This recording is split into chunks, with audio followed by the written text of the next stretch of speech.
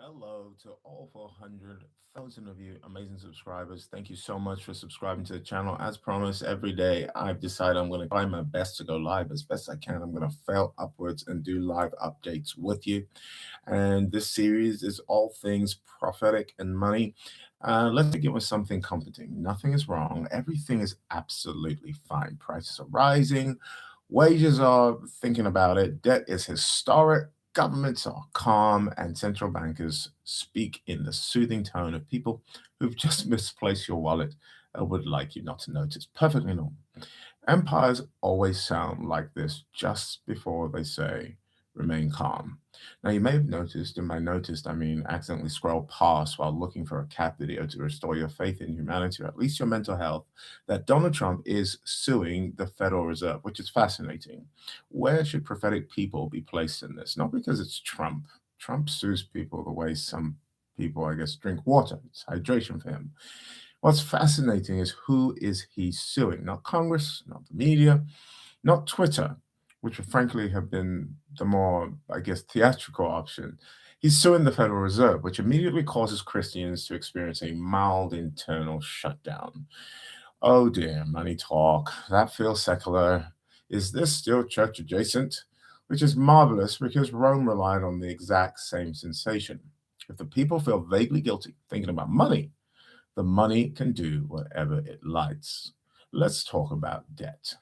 Okay, the United States is currently in $34 trillion in debt. That's the kind of number your 5-year-old tries to count to on their way to infinity. Now, if that number meant anything, politicians would speak about it with fear, but it doesn't. It's too big. It's designed to be too big. Trillion isn't even a number, it's a shrug. So let me translate that. If you paid off America's debt at $1 million a day, every day, no weekends, no brunch, no mental health days, it would take 93,000 years to pay it off, which is interesting because recorded human civilization has only been going on for about 6,000 of those years, meaning this debt is not meant to be repaid. It's meant to be managed, which is economist code for we'll keep rearranging the cushions until the house collapses politely. The UK, meanwhile, where I come from, is at $2.6 trillion in debt, which we handle with our usual strategy understatement. Japan is 260% of GDP, which in economic language means this should not exist, but here we are smiling bravely. France, Italy, Spain, all in debt, all shocked that life is expensive, all blaming different people while trusting the same system as we all are waking up in and trusting. Now, here's the question nobody asks out loud. How are these debts sustained? And here's the answer: magic. Very, very official magic. But still magic. No more magic than the Babalawos of Nigeria enter the Federal Reserve. The name alone is doing very heavy lifting because it's neither federal nor is it a reserve. And the third thing is you cannot fire it. Like a bad Tinder date, it has become the global catfish of our economy. It was created in 1913, which is coincidentally also the same time income tax became permanent, which I'm sure is not has nothing to do with anything. The Federal Reserve doesn't print money like a cartoon villain. It creates money through debt. Every dollar is born owing interest, which is extraordinary when you think about it. Imagine if every newborn arrives with a credit score, which means the system doesn't need to succeed.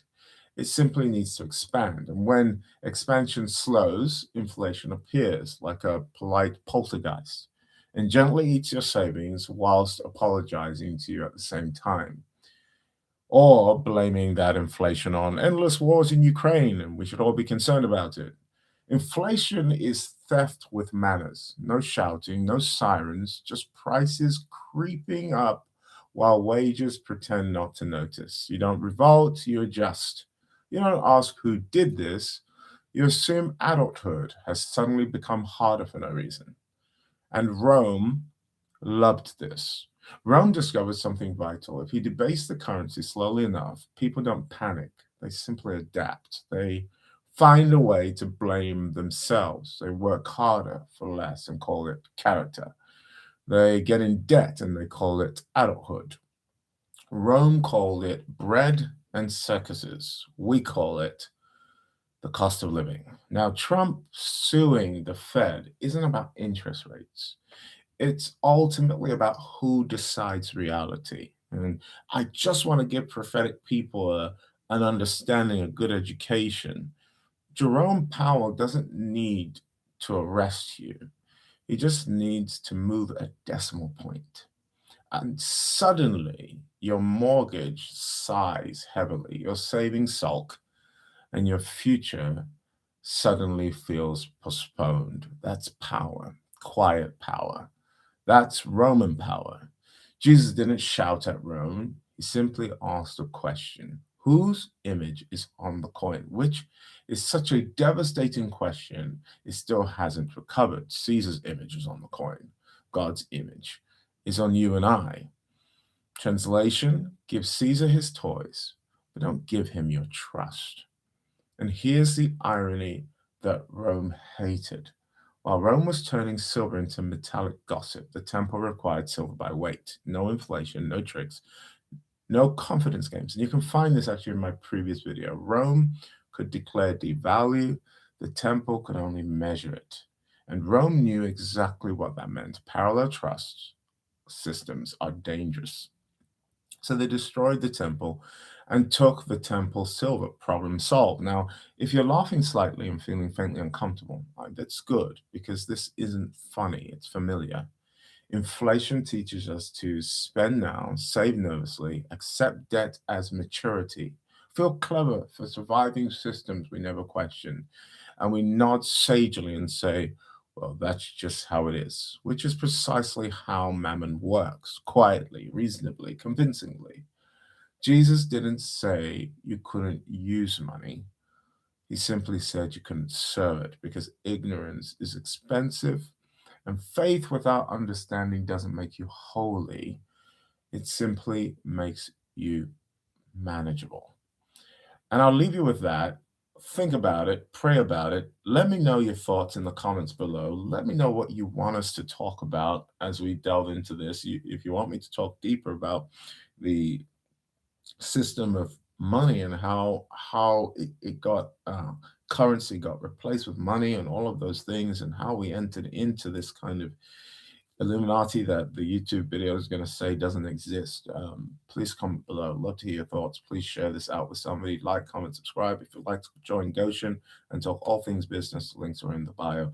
I want to help people before 2030 experience Goshen. That means a place where you are separate from the economies of this world and you are living in a bubble where you can provide benefit for other people, lending to many nations and never borrowing. That's the victorious eschatology that Jesus is coming back for. Not an underwhelming victory, an overcoming victory. And you are a part of that. God bless.